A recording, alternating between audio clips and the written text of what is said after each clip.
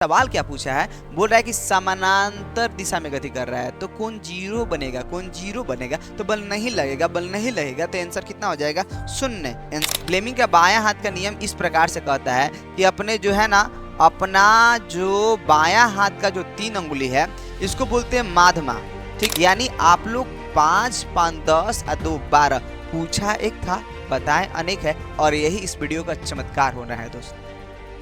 अब आपको इससे कोई भी रिलेटेड क्वेश्चन होगा ना, आप कितना सारा क्वेश्चन करेंगे आप सोच नहीं सकते।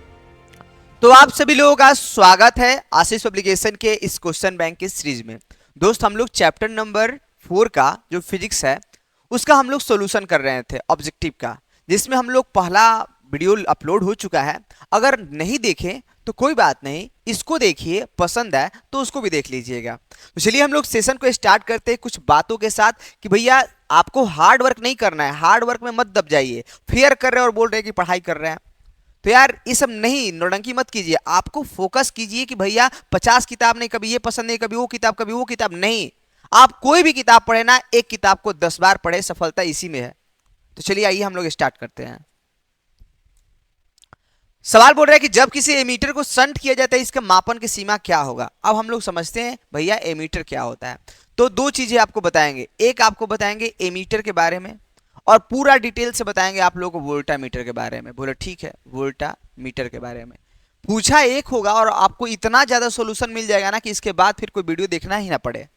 तो एमीटर से सबसे पहला इंपॉर्टेंट बात कि इसके द्वारा हम लोग क्या नापते हैं, धारा को मापते हैं, और इसके द्वारा हम लोग किसको नापते हैं, विभव या विभवांतर को नापते हैं। बोले ठीक है, पहला बात। दूसरा, ये कैसे बनता है, तो ये धारा मापी गैल्वेनोमीटर के समानांतर क्रम में निम्न मान का प्रतिरोध जोड़ के बनाते हैं, और इसमें हम लोग क्या करते हैं, तो धारा मापी के श्रेणी क्रम में उच्च मान का प्रतिरोध जोड़कर बनाते हैं। यानी इसमें धारा मापी का निम्न मान प्रतिरोध जोड़कर बनाए और इसमें धारा मापी के श्रेणी क्रम में उच्च मान प्रतिरोध जोड़कर बनाए। अच्छा, इतना बात तो क्लियर हो गया। अच्छा, अब यहां से आप लोगों को बहुत अच्छा से एक और कंसेप्ट सिखाना चाहेंगे जो आप लोगों को बेहद पसंद आएगा। ये धारा मापी के समानांतर क्रम में निम्न मान का प्रतिरोध जोड़ रहे हैं, तो क्यों जोड़ रहे हैं भाई, ताकि ये हम लोगों का धारा मापी सुरक्षित रहे। मान लीजिए 50 एम्पियर धारा आया, इसको बेचारा चाहिए 4 ही एम्पियर, लेकिन आप 50 एम्पियर धारा बहाएं तो क्या हुआ ना कि इसमें जाके जल गया, पूरा राख हो गया। तो हमने एक और रास्ता बना दिया ताकि इस रास्ता से भी गुजर जाओ और उधर का जो हम लोग का धारा मापी है वो सुरक्षित रह जाए।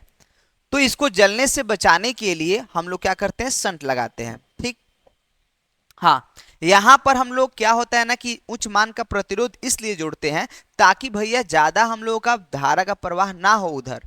यदि धारा का प्रवाह रुका रहेगा ना तो ही हम लोग एग्जैक्ट नाप पाते हैं कि वोल्टेज कितना है। मान लीजिए आप धारा को नहीं रोक पाए तो कुछ धारा गुजर जाएगा और आप लोग सही वोल्टेज को माप नहीं पाएंगे। इसलिए आदर्श एमीटर का पहचान है, आदर्श एमीटर का पहचान है मेरे भाई, आदर्श एमीटर का पहचान है कि उसका प्रतिरोध का मान 0 हो। लेकिन हाँ, आदर्श वोल्टामीटर आपको चाहिए, अच्छा वाला आदर्श वोल्टामीटर चाहिए, तो आप उसका प्रतिरोध कितना होगा, उसका प्रतिरोध मेरे भाई कितना होगा, अनंत होगा। बोले ठीक है, ये भी बात क्लियर। और तो और हम आपको चौथा बात बताते हैं इसमें, और खूबसूरत सा बात क्या है, इसमें आपसे ये पूछा जाए कि बताइए धारा मापी के समानांतर क्रम में जो हम लोग प्रतिरोध जोड़ते हैं, ये तो बात सही है कि धारा मापी के समानांतर क्रम में हम लोग निम्न मान का प्रतिरोध जोड़ते हैं, ठीक है। समानांतर क्रम में कैसा, निम्न मान का प्रतिरोध जोड़ते हैं, डन। लेकिन इसमें क्या होता है, इसमें श्रेणी क्रम में कैसा, उच्च मान का प्रतिरोध जोड़ते हैं। बोले ठीक है, ये भी। लेकिन मेरे भाई यदि इसको बोला जाए कि इसको परिपथ में किस क्रम में जोड़ते हैं, तो भले ही धारा मापी के समानांतर क्रम में हम लोग जोड़ रहे हैं प्रतिरोध को, लेकिन इसको परिपथ में किस क्रम में जोड़ेंगे, तो याद रखिएगा इसको हम लोग परिपथ में श्रेणी क्रम में जोड़ा जाता है। भले ही प्रतिरोध को श्रेणी क्रम में जोड़ा जाता है, लेकिन टोटल यदि हम लोग को वोल्टामीटर को किस क्रम में जोड़ेंगे, तो हम लोग उसको जोड़ेंगे कैसे, तो समानांतर, या इसी को बोलते हैं क्या, पार्श्व क्रम, समानांतर या पार्श्व क्रम में। बोलो ठीक है, डन। इतना भी क्लियर हो गया। और आपको क्या बताते हैं यहां पर एक खास बात कि जब भी हम लोग धारा मापी के समानांतर क्रम में हम लोग निम्न मान का प्रतिरोध जोड़ते हैं, तो जब भी प्रतिरोध को जोड़ा जाएगा समानांतर क्रम में तो ऐसे हम लोग जोड़ेंगे 1 में R1 प्लस 1 में R2। तो कभी भी उलट के जोड़ते हैं ना तो हम लोग का प्रतिरोध का वैल्यू घट जाता है। जैसे मान लीजिए कि हम बोले कि 2 ओम और 2 ओम है, ठीक है। अब इसको आपको जोड़िए इस तरीके से, तो 1/R 1/2 प्लस 1/2, 2 खत्म हो गया, कितना हो गया 1। यानी जो दो दो था अब दोनों को जोड़ने पर कितना हो गया 1। समझ रहे बात को? तो भैया ये तो घट गया ना। यानी आपसे कोई पूछे कि एमीटर में कैसा होगा, प्रतिरोध का मान घट जाएगा, प्रतिरोध का मान क्या हो जाएगा, घट जाएगा। लेकिन हाँ मापने की जो सीमा है ना, इसलिए क्योंकि जैसे ही हम लोग नीचे से लगा दिए प्रतिरोध ना, तो अब क्या होगा ना कि आप ज्यादा धारा को माप पाएंगे। यानी क्यों, ताकि हम लोग का ज्यादा धारा को इसलिए माप पाएंगे क्योंकि ये रोक देता है और रोकने के बाद हम लोग को धारा को आवागमन होने देता है और वो अच्छा से नाप पाएगा। बोले कि अच्छा। कुल मिला जुला के बात की हम लोगों का जो यहाँ पर एमीटर है मेरे भाई, यहां से ऑब्जर्व कीजिएगा आप लोग कि जो हम लोग का एमीटर है, तो एमीटर में प्रतिरोध जोड़ने से उसका मान जो होता है वो घट जाता है, ठीक। लेकिन जो मापने की सीमा है ना वो हम लोग का क्या हो जाता है, बढ़ जाता है। मापने की सीमा क्या हो जाता है, बढ़ जाता है। यानी आपने कितना ऑब्जेक्टिव सीखा यार, एक पहला ये धारा नापता है, दूसरा ये विभवांतर नापता है, तीसरा इसके समानांतर क्रम में निम्न मान का प्रतिरोध जोड़ते हैं, इसके श्रेणी क्रम में उच्च मान का प्रतिरोध जोड़ते हैं, आदर्श एमीटर का प्रतिरोध शून्य होता है और इसे परिपथ में श्रेणी क्रम में जोड़ते हैं, आदर्श वोल्टामीटर का प्रतिरोध अनंत होता है और इसे हम लोग परिपथ में समानांतर क्रम में जोड़ते हैं मेरे भाई। और आपको ये बताएं कि यदि धारा मापी के समानांतर क्रम में निम्न मान का प्रतिरोध जोड़ते हैं तो एक चीज, प्रतिरोध का मान तो घट जाता है लेकिन मापने की सीमा हम लोग का क्या हो जाता है, बढ़ जाता है। यानी आप लोग 5 5 10 और 2 12 पूछा एक था, बताएं अनेक है, और यही इस वीडियो का चमत्कार होना है दोस्त।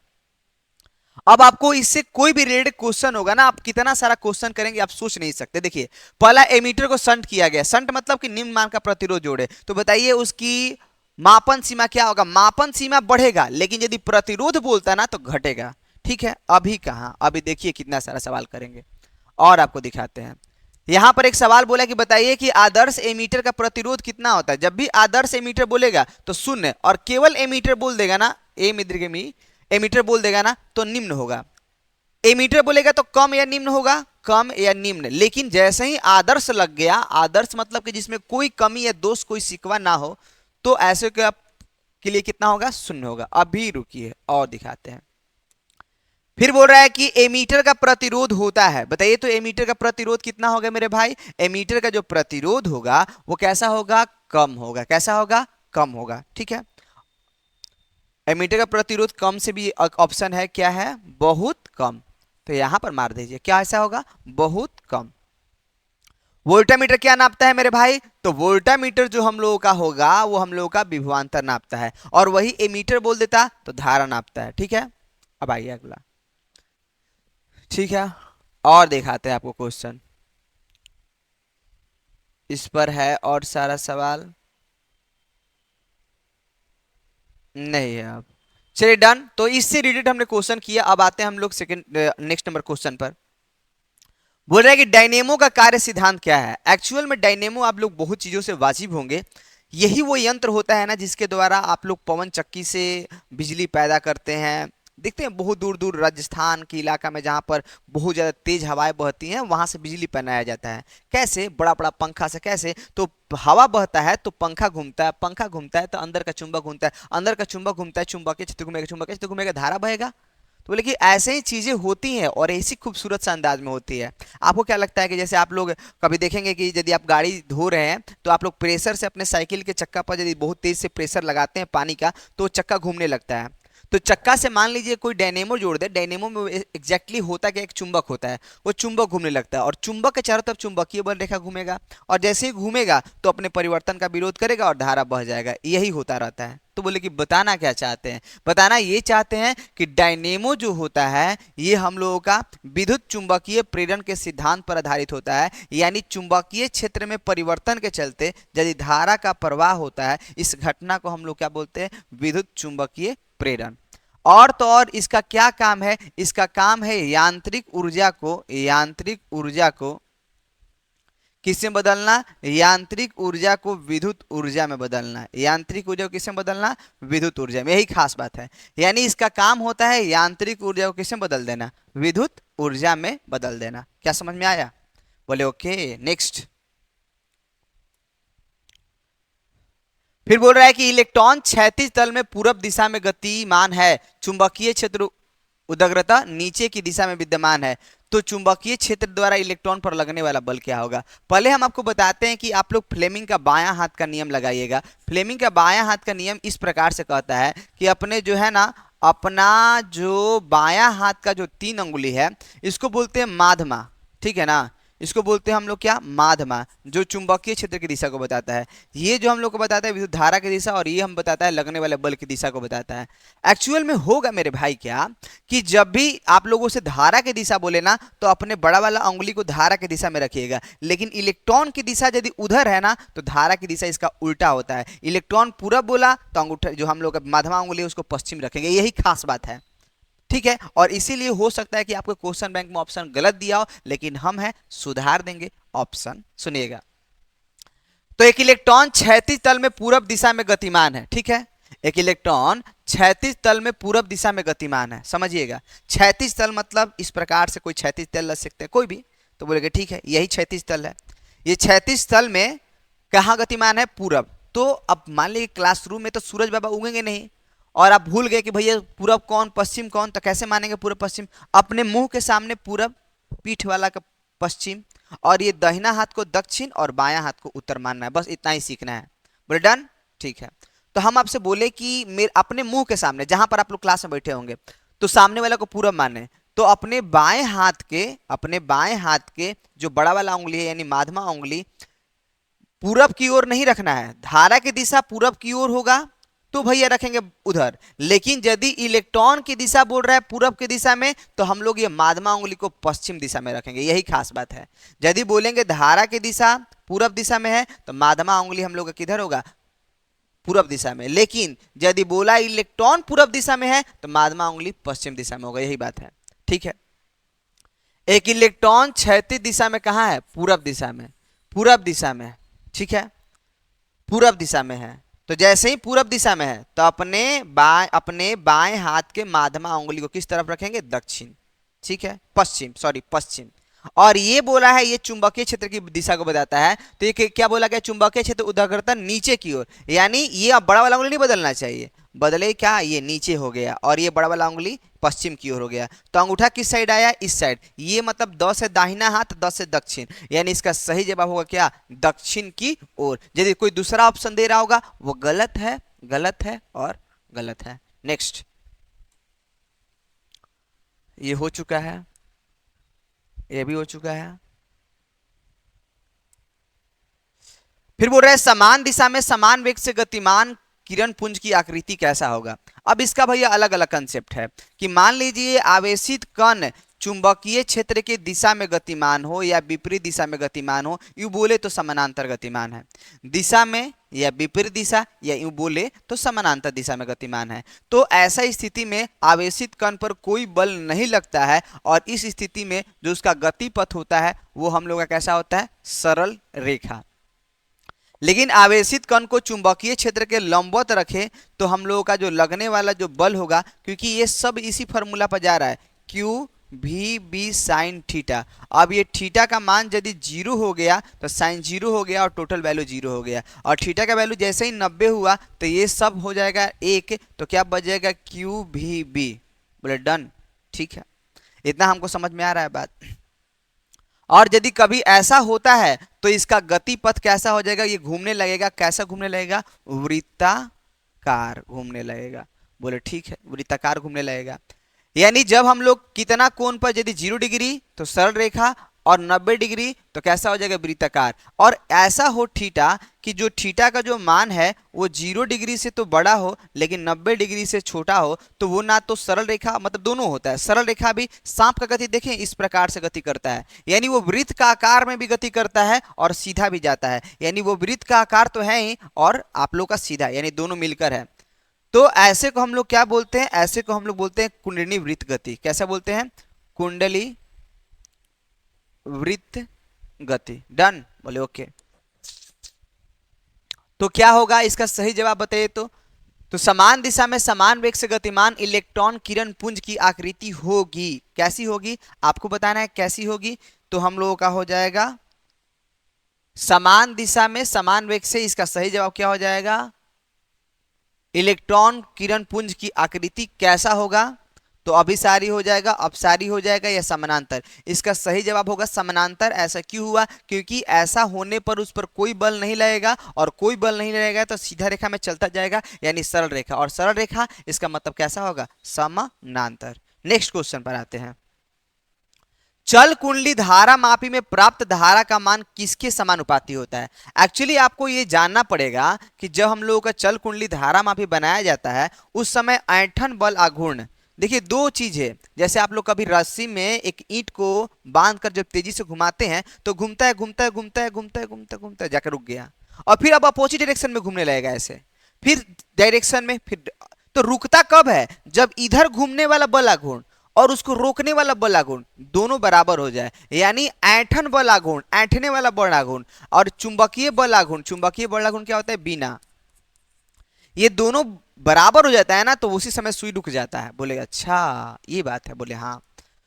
तो यहां पर मेरे भाई क्या होता है, ये जो बी एन आई उसको इधर लेकर आते हैं तो क्या हो गया, सी बटा में क्या हो जाएगा, बना, सी बटा में क्या हो जाएगा, बना, और यहां पर क्या हो गया, फाई हो गया बचा, और यहां पर क्या बच गया, आई। तो ये क्या है, ये हम लोग का नियतांक है, नियतांक।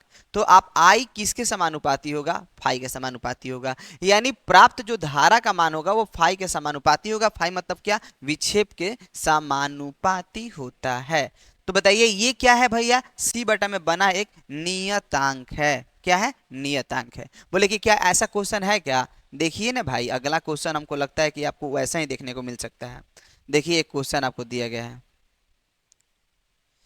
जैसे यहां पर पूछा गया है कि गैल्वेनो के लिए, गैल्वेनोमीटर नियतांक के लिए कौन सही है।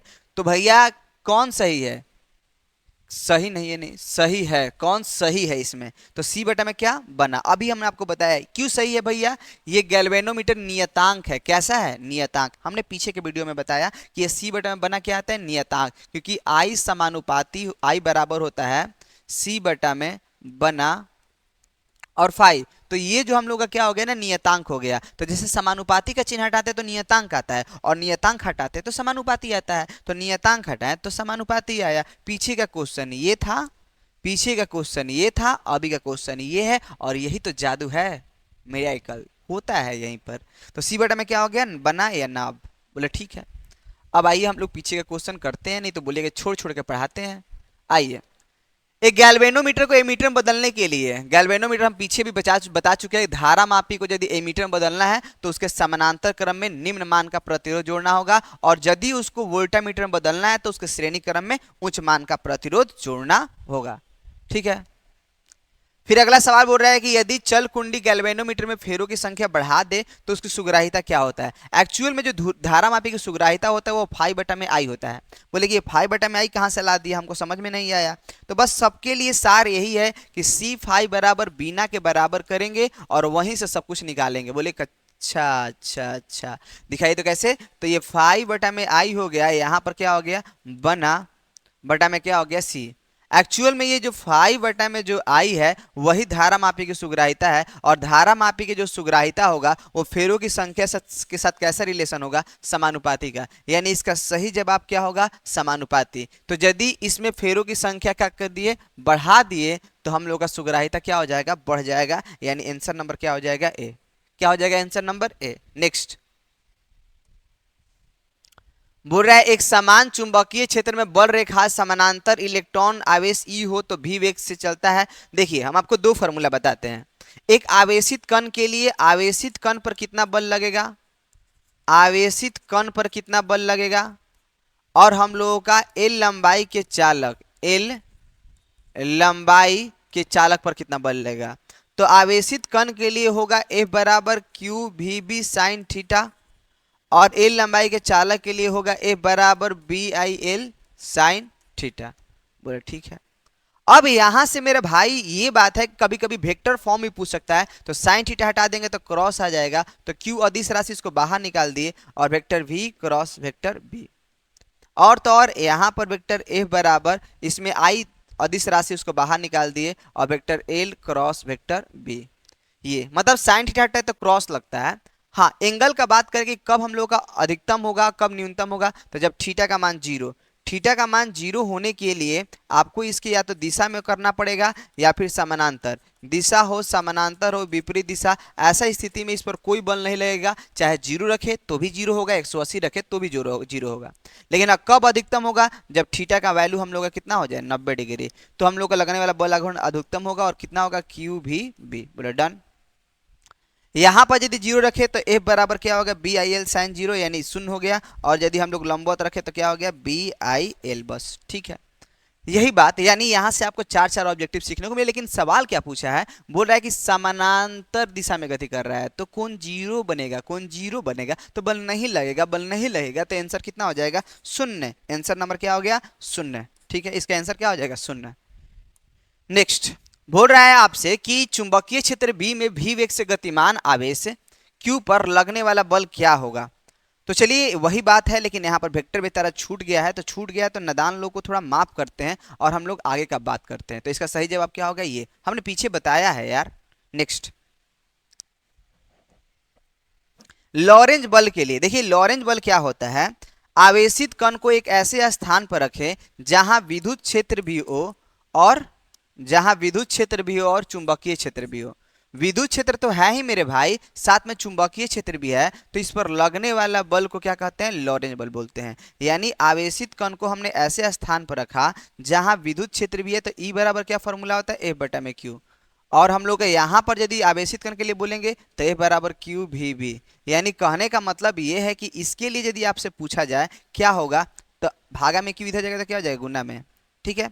तो यहां से आपका आया एफ बराबर क्या आया ई क्यू, डन। और यहां पर आया Q vector B cross vector B, बोले डन।